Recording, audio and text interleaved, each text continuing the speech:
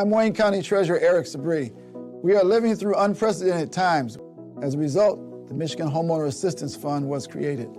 This fund, administered by the state of Michigan, is designed to help homeowners cope with pandemic-related hardships, such as delinquent property taxes. Residents may apply for up to $25,000 to help cover 2019, 2020, and 2021 tax years. Previous year's taxes must be paid in full or in a payment agreement with the Treasurer's office. Eligible homeowners must have a qualified financial hardship that occurred on or after January 21st, 2020. You must currently own and occupy your home as your primary residence and must have owned it since January 21st, 2020. To see if you qualify, please visit waynemetro.org, call 313-388-9799, or email textinfo@waynecounty.com. We're here to help.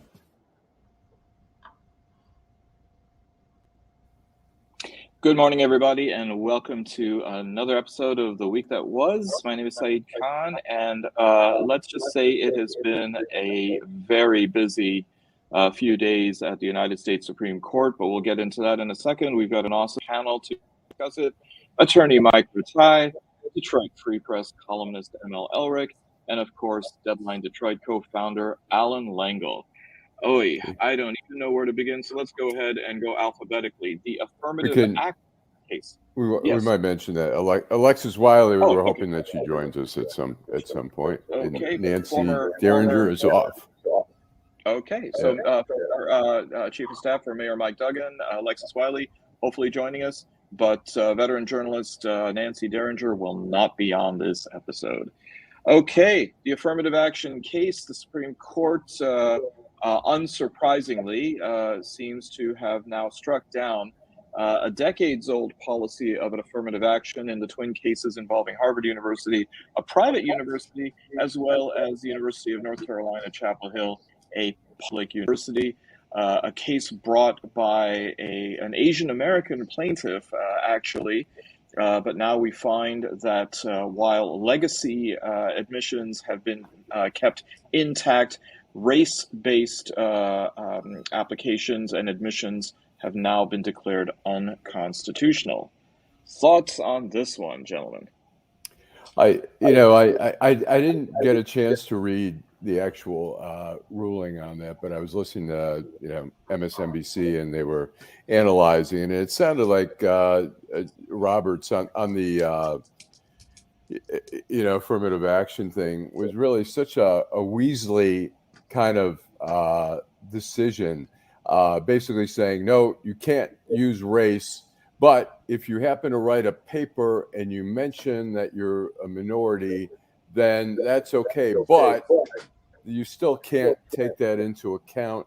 Race can't be taken into account, but if you happen to know the person's black, I mean, it's such a Weasley little thing, and it's ridiculous, because the fact is we're trying to, in every way, in the workplace and in the schools, trying to get more diversity, and it's beneficial to everybody to be mixing with people of different cultures and races and all that kind of stuff. And it's not, I mean, the whole affirmative action thing is not that it's like we're only considering race or whatever. It's an element there. I mean, look, the bottom line is if you're at Yale Law School and you're the admissions officer or whatever, and you want to get more diversity there, and you have a black and a white student who are of equal talent, why would you not pick the black person to create some more diversity there? So I don't know. That's mine. ML or Mike, your thoughts? Go ahead, ML. I'll bring up that third. Sure. Well, in terms of dynamic decisions, they've also just rejected Biden's student loan forgiveness plan, which may be handing Biden another election issue. If you want to get your student loans forgiven, you got to vote for me. And they've said that if you got a problem with gay people, and I guess with anybody else, you don't have to make their website or bake them a cake, which I don't care where you put your stuff. I'll make you a cake. What's a big deal? I don't understand these guys. We'll address both of those, ML. I mean, on the affirmative action case, I was reading an op-ed in the New York Post today by Calvin Yang, a 21-year-old who was in fact the plaintiff, and he then describes why he helped strike down the affirmative action case.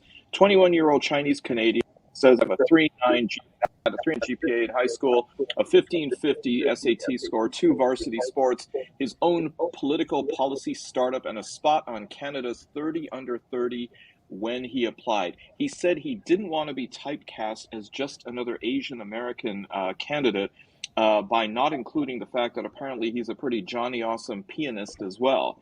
But it seemed to me, reading this op-ed, that he's had a real sense of self-entitlement to a slot at Harvard University, which, by the way, has an acceptance rate at best of 6%. He made it into the University of California, Berkeley, which is, of course, one of the highest-ranking universities in the country. In fact, the only American public university to make it into the top 20 of worldwide university rankings this week. But what about this idea, then, that the plaintiffs in this case were, it seems, a group of Asian Americans as opposed to white Americans? You know, I do think that one of the reasons you go to college is to have different experiences. And if you live in a place where everybody looks like you, you're not going to get a very different experience going to college. If anything, if I was this guy, I'd write somebody a letter saying, thanks for not making me spend the next 4 years of my life with a bunch of privileged dicks. But I don't think that's where he's coming from. So in general, I think we do want to do everything we can to incentivize institutions, particularly publicly funded institutions, to have a student body that looks like the rest of the country. But I also feel like if this guy's that great, don't go to Harvard, go to Yale, go someplace else. Stanford seems good. You mentioned Berkeley's great. From what I'm told, to my chagrin, the University of Michigan has a higher ranked engineering college than Princeton does. So you don't get into the Ivy, you got another place to go. You go to Wayne State, you can get Saeed Khan teaching you. So that seems like a bonus. And these guys who think that their life is going to be great if they only go to one particular place, if you think your life is only going to be great if you only get everything you want, let me just tell you something right now. Your life is going to suck because that's not how life works. Having said that, I do think we do need to do everything we can to encourage more diversity. And, you know, I guess I'm sorry this guy lost. He doesn't really sound like somebody I'd want to hang out with. Not because he's Asian, but because he sounds like a bit of a biatch. Yeah. Well, I guess my takeaways are a couple things. First of all, Clarence Thomas is a freaking disgrace. I mean, the guy looks in the mirror every morning and says, I hate this myself because I'm black. I mean, and we all know that he got in the Holy Cross because they wanted more diversity. He got into Yale because they wanted more diversity. He basically was the only token conservative black when George W. Bush appointed him to fill HW. Thank you, to fill Thurgood Marshall's slot on the Supreme Court. I mean, what a joke. Can you imagine Clarence Thomas replacing someone like Thurgood Marshall, a legal giant, and Amy Coney Barrett replacing Ruth Bader Ginsburg? I mean, and really what you need to do is you need to read Ketanji Jackson Brown's dissenting opinion, which basically is a roadmap to the systemic racism that's gone on in this country since the beginning of our republic. So, I mean, it's just a disgraceful decision. It flies in the face of the law. And it's just another example of a conservative court whittling away people's rights. So, yeah, I mean, it's a sad day for America, that's for sure. I mean, in real terms, I wonder how many universities this is going to affect. I mean, I know that at Wayne State, we certainly don't have the kind of highly selective category for admission that a place like Harvard does. But we have a very diverse campus. I don't see that race-based applications, whether they are nullified or not, is going to change that one bit. It seems like what we're really talking about is just a few seats at a few privileged and elite universities. And as ML described, a fraternity of people who probably don't really represent, or want to be the kind of people you want to have over at your home. Hey, Yeah, I Saeed, think the only thing I'm Yang has sorry. been denied is Saeed, I'm sorry. Could you? I think your earphones are echoing, making a lot of noise. I don't know if. All right. Why don't we How's try that? it? All right. Let's try that. Okay. I can't hear you. Can you hear us? Let me go ahead and work on this. All right. Here, let me see here. Yeah. All right. Go ahead, Mike, while we're working on. My thought on this is the biggest thing that Yang has been denied is a chance to sit on the Supreme Court, because all these jobs go through Harvard or Yale. I mean, if any place needs to be diversified, it's those universities, because they seem to hold a stranglehold on being elected president. Being on the Supreme Court as black, they didn't get very far. I mean, they had some success, but some consideration was left in place. But I think that had more to do with the makeup of the Supreme Court than anything else. I mean, there was more of to my mind, more of an enlightened Supreme Court than we have now. Although I think the Inquisition was a little bit more enlightened than the Supreme Court we have now. So Torquemada, I think, and Alito both took a vacation together on a private island with Clarence Thomas. That's going to come out soon. But it is interesting. And one of the things that you've heard from some of these studies about diversity at the Ivies is that now Asians are getting an advantage over other people. So, I don't know how that all plays into it, but I think if you have someone who is in a minority challenging affirmative action, that allows a lot of conservatives to say, see, even those people don't like it. Yeah. I think you're absolutely right. Well, there was another interesting case regarding religious accommodation. A Pennsylvania postal worker claimed that his religious freedom was being impinged when he was made to work on a Sunday, and that despite apparently being told that there really weren't any accommodations that could be made short of drawing people to his town from somewhere else in Pennsylvania, he was able to now successfully argue his case, and it looks like the Supreme Court has widely expanded the obligation to provide religious accommodation for many. Is there a bottom to this? I mean, what could then constitute possibly the kind of accommodations that need to be made? Here it seems as though the U.S. Postal Service literally had to go ahead and bring in people from elsewhere in the state or from the country in order to work on a Sunday. I'm not familiar with that case. Okay. Well, then we'll go on. See, this is what happens when all of you use UPS and Amazon Prime. Nobody uses the frickin' postal service anymore. Well, are we getting to a point now where I don't have to deliver the mail to Wolverines because I'm a Spartan, and Wolverines I find highly offensive? I mean, is that where we're going? These accommodations, it kind of feels to me in a lot of ways like you should get over yourself. Well, that's actually a different case, ML. That is a case that just came down, and this is the one that you alluded to before, where a woman said that she shouldn't be obliged to make a same-sex wedding website. Apparently, she's a web designer, because that is, I thought it was interesting. She argued that it was a violation of her free speech, not necessarily her religious rights. But I wonder then that if it comes down to refusal of service, can somebody say, well, wait a minute, you're not a Trinitarian Christian. I got no obligation to go ahead and provide you service. I again don't know where the bottom is on these cases, if it's taken in the name of free speech or in the name of freedom of religion. It seems like it pretty much is, at the very least, the religious majority in this country. Well, there is no bottom. Yeah. Okay, this is the trend. You're going to just keep seeing this more and more and more all the time. We have a video. We have a video, and this is from the Los Angeles School Board.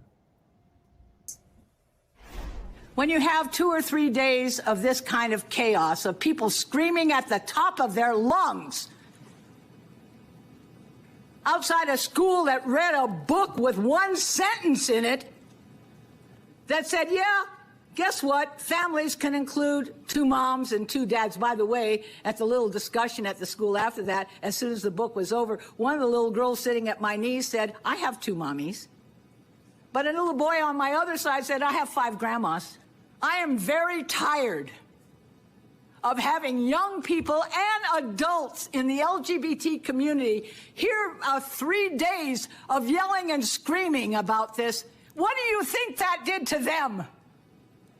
What do you think that did to every gay teacher, every gay custodian, every gay worker in this city, every gay kid? What do you think that did to them? It made them afraid. It made them afraid. How dare you make them afraid because you are?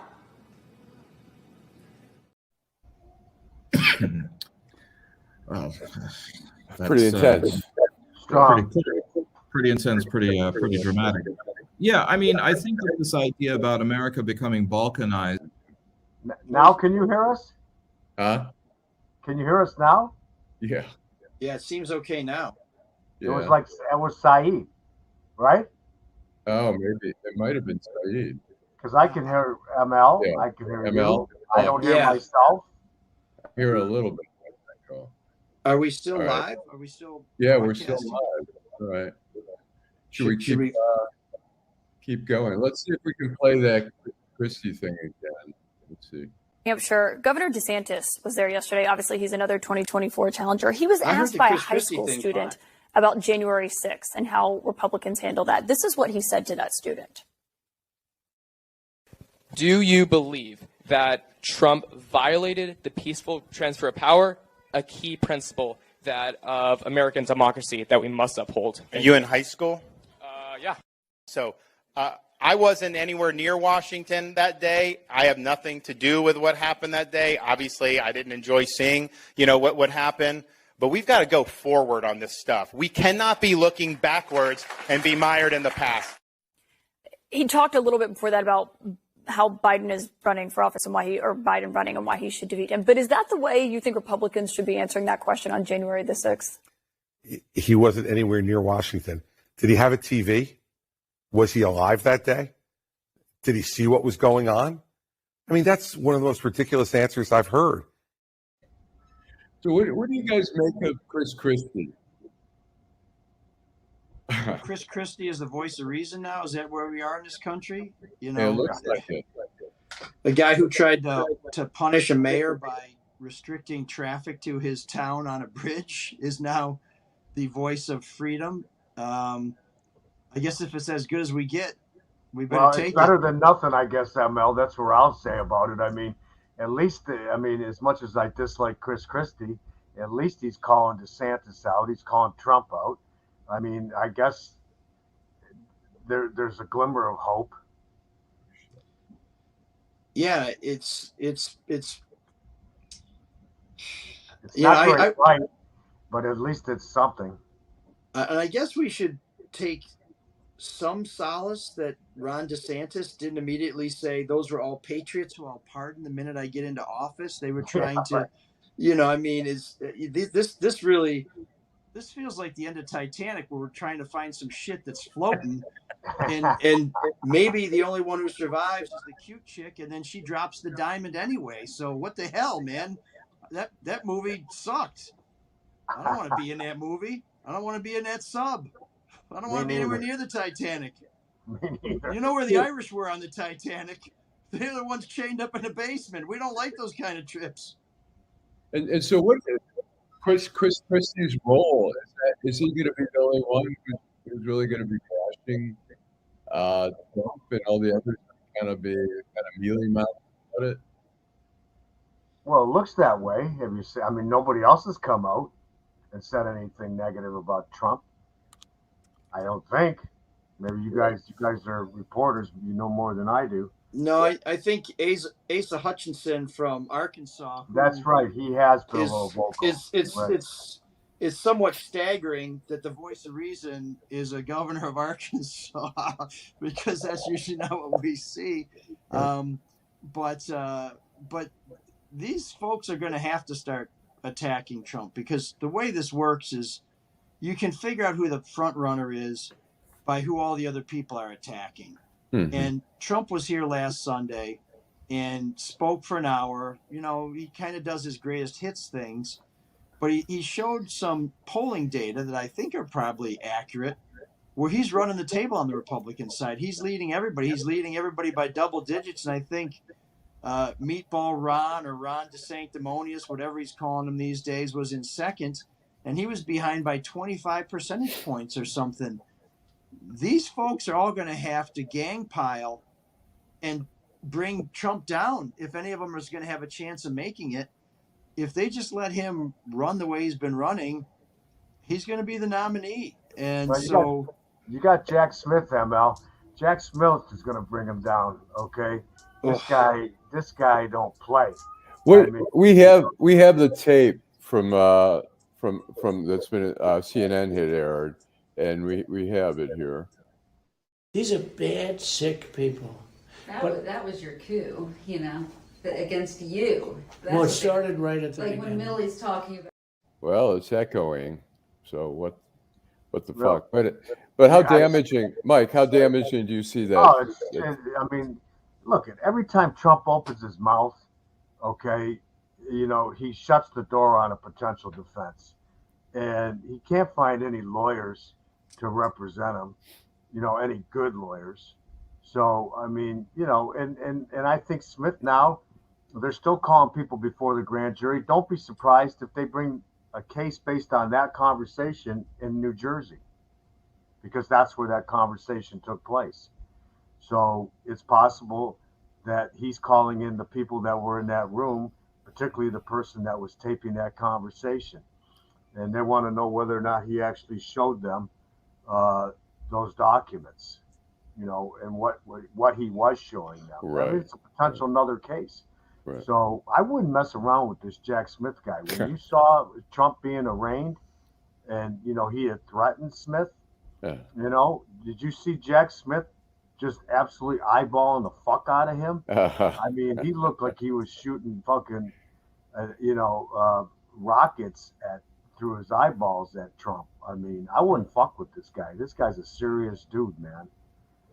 Yeah, I often say that I think Kwame Kilpatrick and Donald Trump have so many things in common. And with this case, the similarity I see is that Trump isn't going to take the stand, but he's going to be testifying against himself every damn day. You know, the text messages, now they have recordings. I mean, boy, it's going to be tough. It kind of comes down to, were you lying then or were you lying now? And all it establishes you're a liar. So what do you see? Go ahead. Bill Barr said he's toast.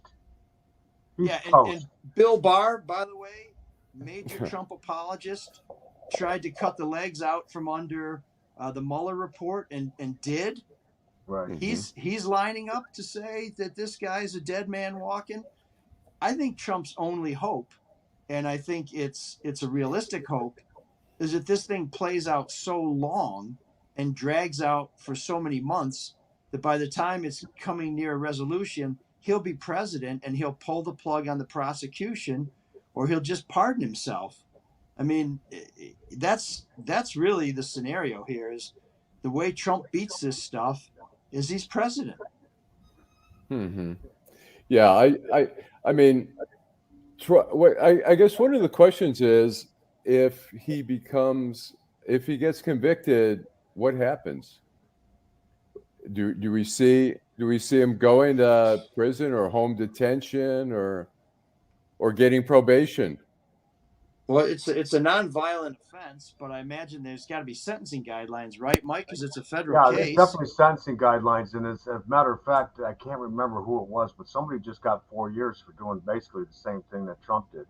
So, I mean, you know, is he going to get jail time? Well, probably not from that judge down in Florida, but if Jack Smith widens his net and they get out, you know, I think that it was a mistake to try to bring that case down in Florida, but that's just me. You know, obviously it probably would have given his defense lawyers a chance to try to file a bunch of motions to change venue and then drag the thing out longer. But Smith's gonna have a hard time down there in Fort Pierce, Florida, finding 12 jurors that are going to convict this asshole. Yeah, now, could he have tried it in New Jersey because some of those documents were at his golf club Bedminster? That's what's coming, I think, Mel. That's why I think that he's still bringing people before the grand jury. I think that they're now looking to bring a case in New Jersey. Can't they combine those cases, though? Why does there have to be a separate case in New Jersey? Because it's a separate crime. That conversation that you played, that took place at Bedminster, right, in New Jersey. And he's not charged right now with dissemination of classified materials, but clearly, from at least what we can assume that now he's calling in those folks that were involved in that conversation, even though it's in the indictment. So, who knows where they're at, but I wouldn't mess around with this dude. I mean, he's a serious guy. And also, if it's filed in New Jersey, there's a good chance of getting a better judge than they have right now. Well, at least getting a judge that's qualified. I mean, this judge down there, and I can't think of her name right now, but she has. I mean, you talk about somebody who's not qualified to sit on the federal bench. I mean, they couldn't even find any articles that she wrote other than some newspaper article in some high school newspaper or some stupid shit. Okay, but that's Mitch McConnell's Federalist Society hard at work, putting these young judges on the bench for life that aren't qualified. So, she's a shining example. Maybe she'll change her tune because she got bitch slapped by the 11th Circuit the last time around. And, and you're talking about a conservative court down there, the 11th Circuit. And, they smacked her around, so maybe she learned her lesson. We'll see. Yeah. Well, yeah. So I guess the question would be, what if Trump gets convicted on 37 felony counts? Would that be outrageous if he didn't do time? Well, from someone who sees their clients go away on a regular basis for crimes less than that, yeah. And a lot of Republicans are always give him an orange jumpsuit to match his face and his hair. So if he's elected, and I think there's a chance he'll be elected, and he's convicted before he takes office, can he pardon himself from prison, or do we get his vice president as our president? You're asking questions I don't think that we've ever had to deal with in our 200 some odd years. So, yeah, no, this is one of these things where, as a reporter, and I'm sure as a lawyer, when you're looking for precedent, you're like, who the hell do I call to ask about this? Because this is some crazy outer space bullshit. And we have nothing to. I mean, there's stuff in the 1700s and 1800s. I think you got to go back to like 400 BC where we had some weird shit like this. I don't think they teach that in history. Well, the first question is, can he pardon himself? And I don't think. I mean, based on what I've been able to read, treatises and law review articles and things of that nature, I don't think he has the authority to do that, but don't think that he won't try, right? Well, and then that'll be tied up in the courts. I'm going to make a prediction that I feel is a fairly safe prediction. In fact, one I might bet my house on. When that question makes its way to the Supreme Court, they're going to say he can. Right. I mean, by a 6-3 majority. Yeah, right on, brother. Yeah. And then this dude. We also have. But then the rule of law goes out the window, Yeah. And the rule of law, I mean, it's teetering anyways, okay, in this country. And that's why it's refreshing to see someone like Jack Smith, indicting this ass clown. So, we just got to keep our fingers crossed and hope that the rule of law wins out and that people are concerned about preserving our democracy, our republic. Because without the rule of law, then game over. Well, and we're getting pretty close to that now, because here's where we are. Trey Gowdy has multiple investigations into Benghazi, doesn't find squat. Right. Jim Jordan, who somehow didn't know that his wrestling coach was abusing his wrestlers, right, never wants to investigate that, but wants to investigate all kinds of crap over and over and over again. Nothing happens to him. Adam Schiff from California leads an investigation that finds all kinds of stuff. And he becomes only the 25th member of Congress censured in the 200-year history of our republic. We are really getting to a place now where the mob rules, and it's an ugly mob. Well, you know what? The answer is every vote. You know, there's more of us than there are of them. And we got to vote all the way down the ballot. And that's the only way that things are going to change. So, you know, it's interesting. We sometimes they take these polls, believe the indictment is legitimate. And I have a friend who says, "Oh my God, you know, so many Americans are skeptical of this indictment." And I say, "Who gives a shit? We don't have justice based on polls, whether they should proceed or not." And the Republicans constantly say Trump is not being treated like anyone else, and they're absolutely right, because anyone else would have been in prison long ago. No question. No question. No, the way this game is being played now is Trump does something illegal or improper, says, "Watch, they're going to come get me," and then there's an investigation and there's a impartial determination that yes, he did do something illegal and improper, and he gets charged, and then he says, "See, I told you they were coming to get me." That doesn't mean you're right. It just means you acknowledge you did something wrong, and that when somebody looked into it, you'd be charged with it, and lo and behold, you were charged with it. You know, I mean, it's unbelievable how obviously and how craftily he has gamed people. But one reason, and I think the main reason why a lot of people get fooled, is because they want to be fooled. They get catfished because they want to think as a 75-year-old geezer that some hot chick from Las Vegas wants them, and so they want to send them their money. You know, anybody with any sense would say, I should be asking that lady down the hall at the nursing home who smiles at me in the cafeteria to go to the square dance. You know, these people who support Trump, you don't really have to make a case. You just have to say, you like Trump, right? I like Trump. If I told you some bullshit that would make you feel better about liking Trump, would you believe it? Like, I'm in. And they say, okay, well, here's some bullshit. And they're like, you got it, brother. I mean, they want to be fooled. Is Ron DeSantis? It's a cult. Does Ron DeSantis at all? Does DeSantis have a chance? Yeah. Only if Trump is somehow removed from the contest. Okay. And Mike, Rataj, you're a lawyer. Could Jack Smith in the prosecution say, okay, we'll let you not go to prison, but you have to promise not to run. You got to pull out of the race. Could they do something? Well, I mean, you know, anything's possible, Alan. I mean, you know, will they make him that offer? I would say probably not. You know? Yeah. The minute they make him that offer, he holds a press conference and said, "See, I told you.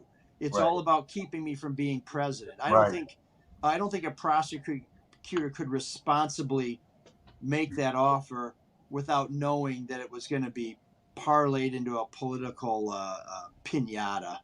Right. You know, this guy wants Trump's ass. Okay, trust me, he wants his ass. I mean, you can just look at him. I mean, you know, I've gone up against a lot of good prosecutors in my career. This guy, I mean, he don't play, man. I mean, this dude, he's the real deal, you know. And he's dotting his I's and crossing his T's.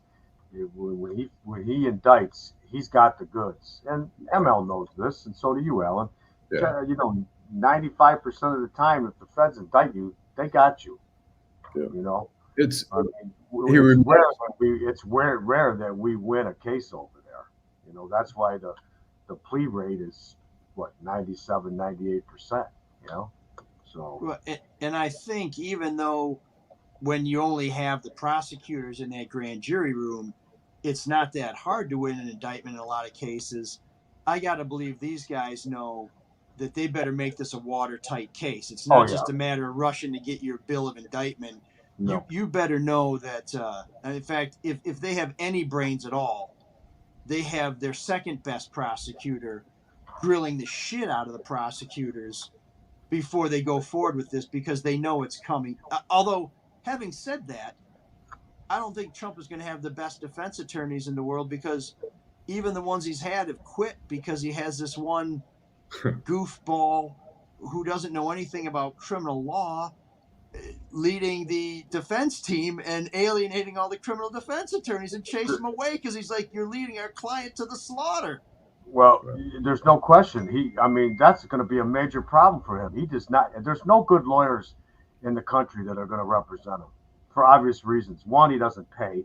Two, okay, he doesn't shut his mouth. He doesn't listen to his lawyer's advice. So no one's going to stick their neck out, and it's basically a professional suicide to represent Trump right now if you're any kind of lawyer. So, and although he is presumed to be innocent. And there's probably some good issues, some constitutional issues that could be raised by, very learned attorneys. And he does not have any of them. And so, he's fighting with both hands tied behind his back. And he's out running his mouth. And they're every time he goes on TV and he has an interview, they're recording those conversations. And they're just, they're literally, well, I won't use that phrase, but they're doing a happy dance in their war room. Rataj, what's the motivation for some of these attorneys to represent him? I'm sorry, Alan?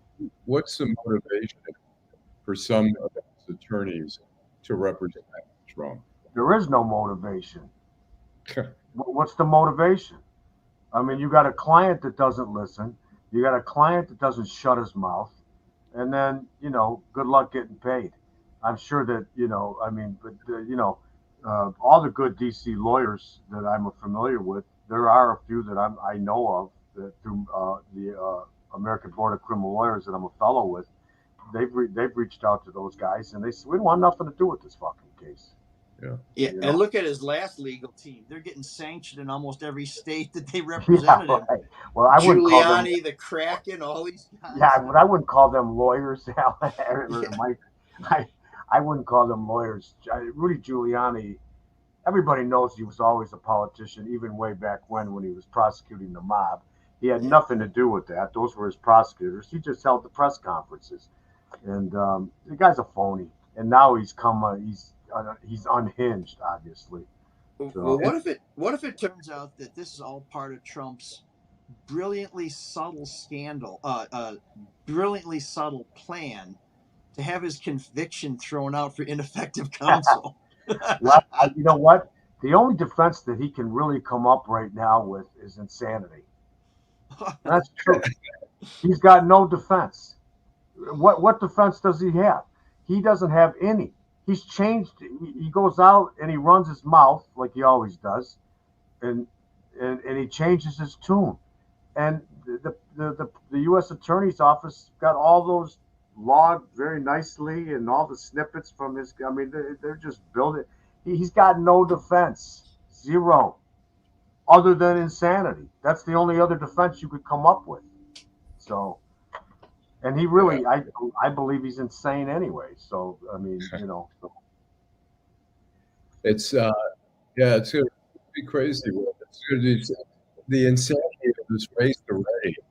It's just it's insane. We've got a guy who's under indictment, who's going to get more indictments. And he's the guy, and his popularity just keeps growing. Well, it's a cult, but that MAGA group is still a minority. There's still more of us than there are of them. So that's why it's important to vote. Well, and his population is, his popularity is taking hits. There are Republicans who openly say on the record, we've got to get past this 2020 stuff. It's time to stop talking about that. And you do have people who are standing against him now. You know, you do have DeSantis, whether you like him or not, who is putting it all on the line to try and beat Trump, not because he disagrees with Trump, really, but because he's ambitious and he thinks he sees vulnerability. You have all these other Republicans who are coming after in what you could argue is an incumbent president, because he has that aura of incumbency. He has that sort of popularity among Republicans. So the issue isn't that Trump is as strong as ever. He has some weakness. The issue is that he's stronger than all of the guys coming after him. He's gullible. They're Lilliputians. And unless they all team up to bring him down, he's going to walk through and get that Republican nomination. And then we're going to have, say whatever you want about Trump, he is a very dynamic presence. He's just crackling with energy. And then you got Biden, who's got this, God bless him, idiot kid, and who looks like he's a zombie. And there are going to be people who look at them and say, well, I want the guy who kind of gets my heart racing. And frankly, after 4 years of Trump, give me all the boring presidents you got, because that was don't you think that that's the mood of the country?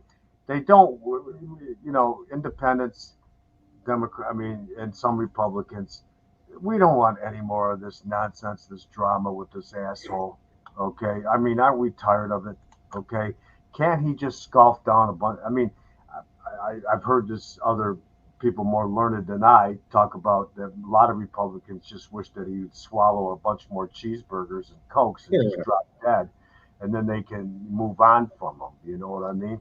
So, but I just don't think that the country would vote him back in because of just the drama and the insanity of the whole fucking thing. So, even his own daughter and son-in-law have fucking distanced themselves from him. So, Yeah, but they came home when he got in the White House. They'll be like moths to a flame. I think if inflation can get closer to 2 or 3% and gas is under $3 a gallon, then I think Biden's going to be tough to beat. But as long as those numbers are higher, and for some reason people don't seem to care that unemployment is lower than it's ever been. Well, and inflation's going down too, ML. It's down to 4%.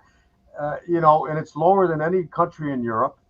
You just pointed out the unemployment rate, the job growth.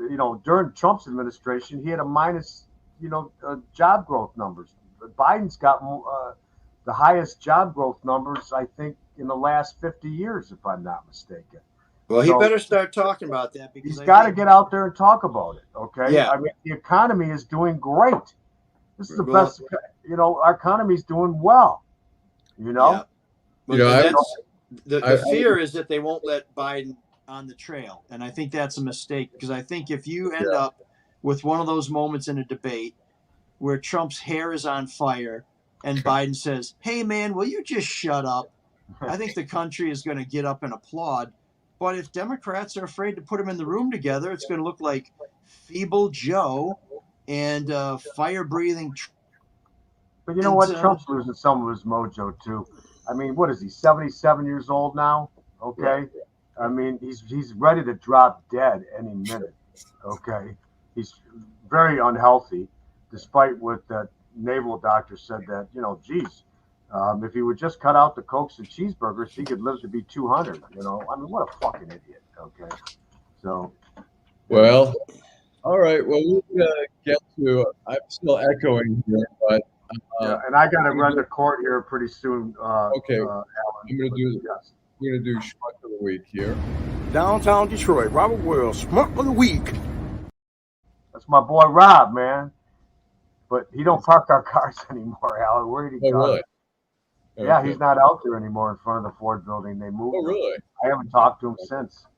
Wow. See him on Facebook all the time, posting that's all my buddy, man. So, ML, you go first. Schmuck of the Week. Yeah. Mike Rataj. Okay. Go ahead, ML.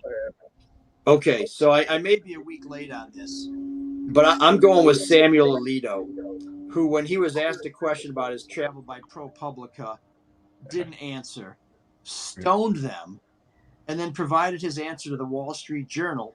And then the Wall Street Journal basically just licked it up like spilt milk in front of a hungry cat. But one of the problems we have as journalists is we have to give people an opportunity to respond to allegations and questions. And we often hear from people saying, well, you're only asking me at the last minute because you've already made up your mind or because blah, blah, blah, blah, blah. And we say, no, we try and make sure we know what we're talking about, but then we want to give you a chance to tell us that we're wrong. And we need to give you enough time to do that, but we can't give you so much time that you do that other reporters can get onto the story or that you have a press conference or whatever. And Samuel Alito did exactly what every reporter worries about when they ask a source about a problem. They don't get an answer, they get the runaround. And here's Alito, instead of answering the question, squaring up to it like an adult, like someone who's worthy of being on the highest court of the land. And he takes the question and he goes and he runs to a friendly source and he says, here's how they're picking on me, blah, blah, blah, blah, blah. But in effect, he does answer the question and he didn't phrase it this way, but this is the way I read it, which is, I'm a scroungy, greedy little shitbag, and that's your answer. So Samuel Alito, I hope you enjoy your time on that island with Clarence Thomas and that other rich guy. By the way, if he offers you a Coke, don't take it. You're my schmuck of the week. Good one. Well, along the lines of the Supreme Court, I got to go with Clarence Thomas, who wakes up every morning and looks at himself and says, God damn it, I hate the fact that I'm black. Okay. I mean, he's just a disgusting human being.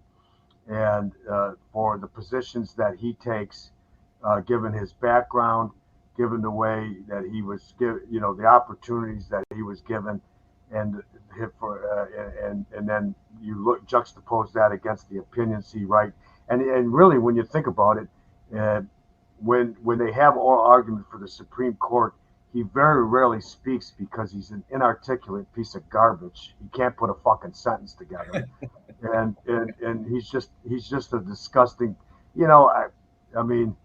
He's kind of like, during the days of slavery, he was the dude that was in the house and going out under the master's orders and beating the slaves on behalf of the